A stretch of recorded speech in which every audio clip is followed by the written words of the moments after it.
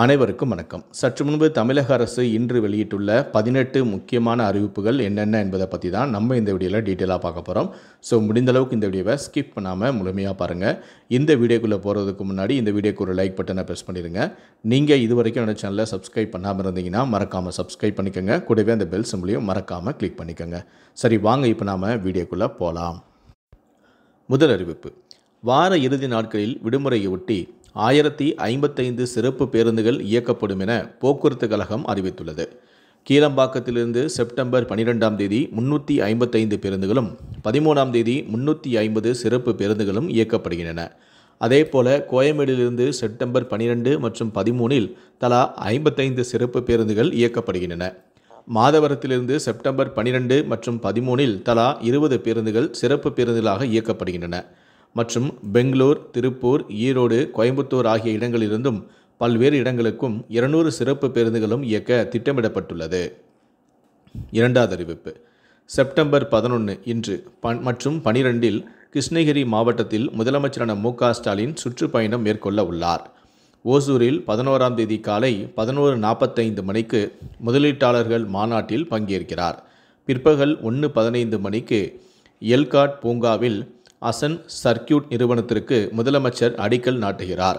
மாலை 5:30 மணிக்கு குருபரப்பள்ளியில் delta electronics நிறுவனத்தை முதலமைச்சர் தொடங்கி வைக்கிறார்.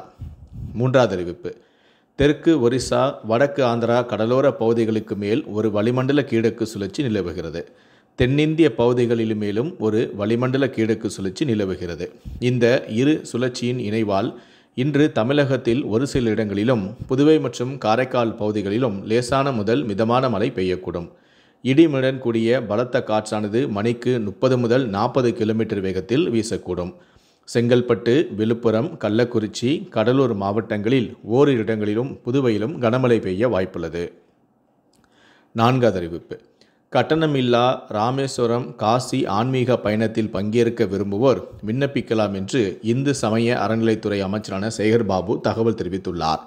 இந்த ஆன்மீக பயணத்திற்கான விண்ணப்ப படிவங்களை அந்தந்த மண்டல இணை ஆணையர் அலுவலகத்தில் நேரில் பெற்றோ அல்லது HRCETN-government.in என்ற இந்து சமய அறநிலைத்துறையின் இணையதளத்தில் பதிவிறக்கம் செய்தோ விண்ணப்பிக்கலாம்.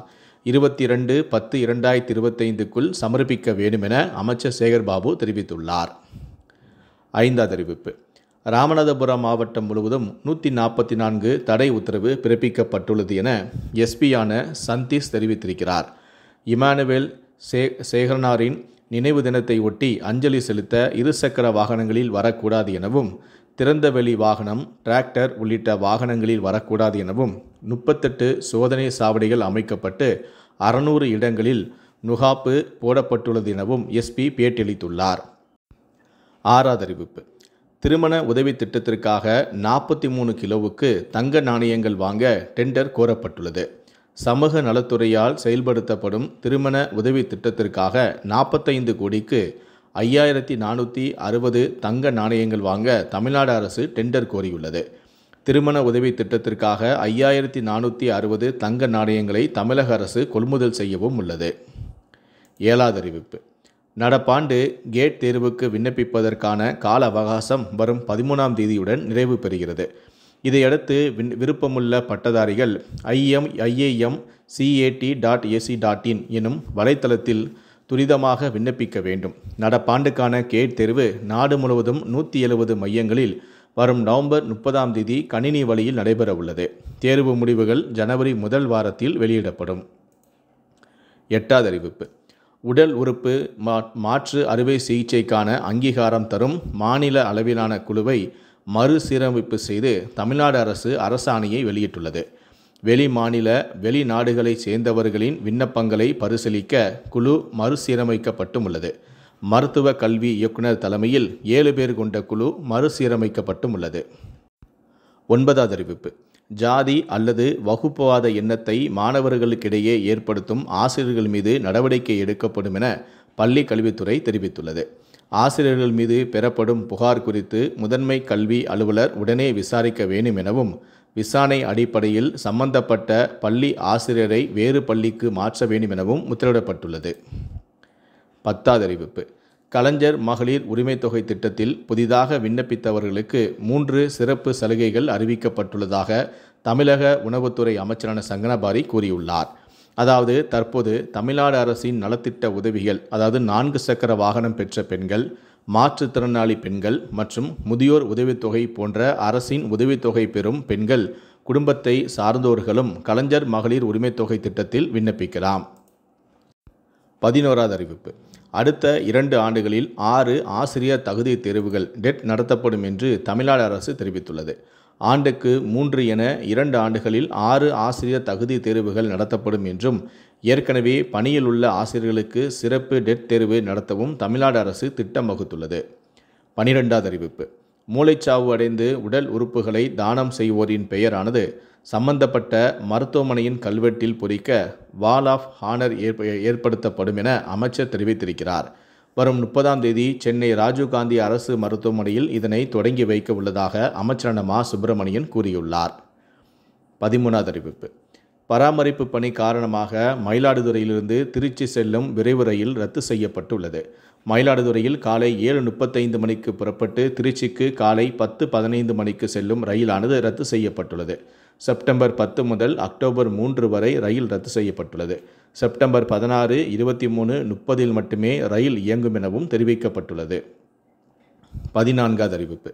தமிழகத்தில் உள்ள அரசு கலை, அறிவியல் மற்றும் கல்வியியல் கல்லூரிகளில் இளநிலை, முதுநிலை பாடப்பிரிவுகளில் காலியாக உள்ள இடங்களில் மாணவர் சேர்க்கைக்கு செப்டம்பர் 30ஆம் தேதி வரை இணையதளம் வழியாக விண்ணப்பங்கள் பதிவு செய்யலாம் என தமிழக உயர்கல்வித்துறை அமைச்சரான செல்லியன் அறிவித்துள்ளார்.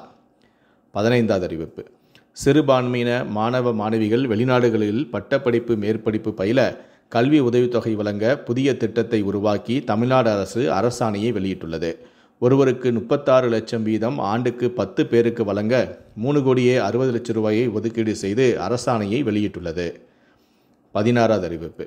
மின் வாரியத்தில் காலியாக உள்ள 1794 கள உதவியாளர் பணிகளுக்கான போட்டித் தேர்வை TNPSC அறிவித்துள்ளது. தேர்வர்கள் இன்று முதல் அக்டோபர் 2ஆம் தேதி வரை இணையவழியில் விண்ணப்பிக்கலாம் என்றும் தெரிவிக்கப்பட்டுள்ளது. தேர்வர்கள் தேர்வு கட்டணத்தை UPI மூலமாகவும் செலுத்தலாம் என்றும் தெரிவிக்கப்பட்டுள்ளது. நவம்பர் 16ஆம் தேதி தேர்வு நடைபெறும் எனவும் கூறப்பட்டுள்ளது. 17வது அறிவிப்பு. சென்னையில் வளர்ப்பு நாய்களுக்கு மைக்ரோசிப் பொருத்துவது கட்டாயம் என்ற உத்தரவு அடுத்த மாதம் அமலுக்கு வருகிறது. வளர்ப்பு நாயை பராமரிக்க முடியாவிட்டால் உரிமையாளர்கள் நாய்களை சாலையில் விட்டு செல்கின்றனர். வளர்ப்பு நாய்களுக்கு மைக்ரோசிப் பொருத்தாவிட்டால் 3000 அபராதம் விதிக்க சென்னை மாநகராட்சியும் முடிவு செய்துள்ளது. 18வது அறிவிப்பு.